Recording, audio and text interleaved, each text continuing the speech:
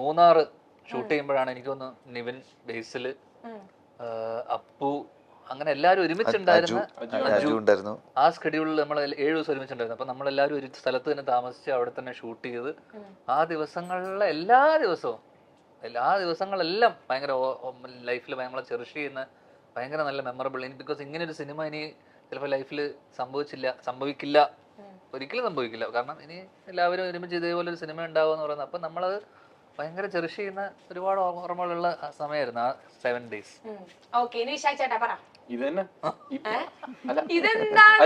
അല്ല, നമ്മളെല്ലാരും ചെറിഷ് ചെയ്യുന്ന സെയിം സാധനമാണ്. അതുകൊണ്ട് നമ്മളെല്ലാരും കഴിച്ച ഒരേ ലഡുവല്ലേ.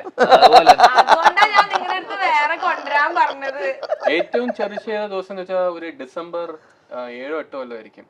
7-8 കാരണം 7-8 അന്ന് എനിക്ക് ലൊക്കേഷൻ ഫ്രീ ആയിരുന്നു, റെന്റ് ഒന്നും കൊടുക്കേണ്ട ആവശ്യമില്ല.